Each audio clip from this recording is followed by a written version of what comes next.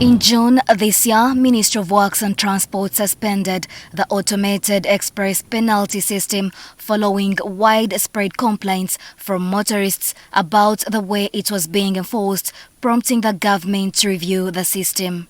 The system, which uses automated cameras, had been introduced to curb road accidents and improve safety. However, motorists complained about the high fines, absence of road signs indicating speed limits, and confusion over inconsistent speed limits on various roads. Now, Works and Transport Minister General Katumba Wamala says the express penalty system will return after the refinements are completed months after its suspension. Now, the EPS system will come back. We are refining.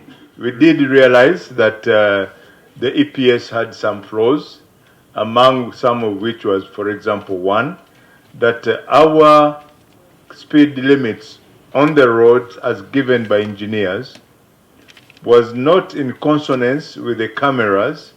For example, you'd find around Katabi, we use Katabi as an example, there is a sign which shows 60 kilometers speed limit.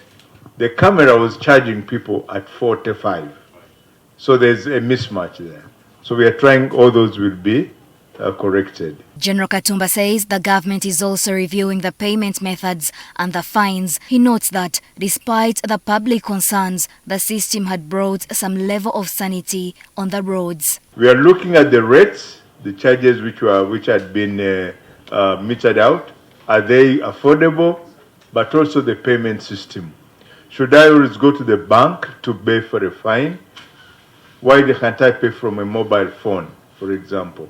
And then the period, is it 72 hours before I pay? If I don't pay in 72 hours, should I be charged to pay something additional? And if so, how much?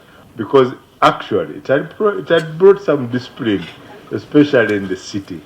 But also there was some misunderstanding when we said 30 kilometers per hour around schools, hospitals, and markets.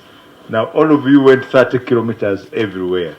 It also remains unclear whether the fines accumulated before the system was suspended will still be enforced once it's reinstated. Meanwhile, government is pushing ahead with plans for mandatory motor vehicle inspection, which will be rolled out in phases. The inspection aims to improve road safety by ensuring all vehicles meet mechanical standards and reduce harmful emissions. The key inspection areas include the vehicle's physical condition, braking systems, lighting and signaling, tire condition, among others.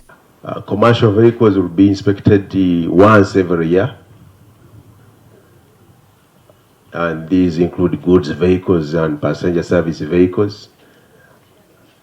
And then the private SUVs, like I said, the vehicles which most of us drive on our roads, they will be inspected once every 2 years. According to the Ministry of Works and Transport, public sensitization on the inspection program is ongoing.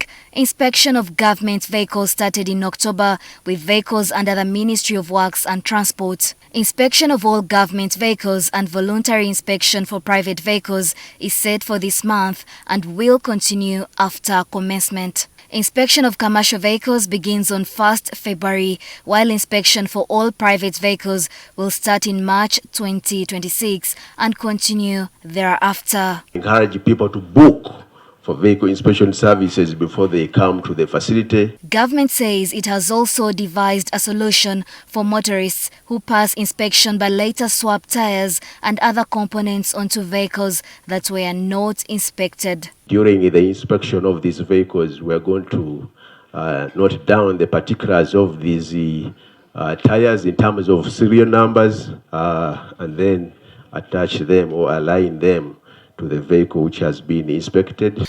The ministry adds that inspection fees have been set at affordable and reasonable rates depending on the vehicle category. Ahead of the festive season, the ministry is urging motorists to exercise discipline on the roads, avoid risky behavior such as speeding, failure to wear motorcycle helmets, failure to use seat belts, and distracted driving as they rolled out the Safe Vehicles for a Safe Uganda campaign. Norbert Atkunda, NTV News.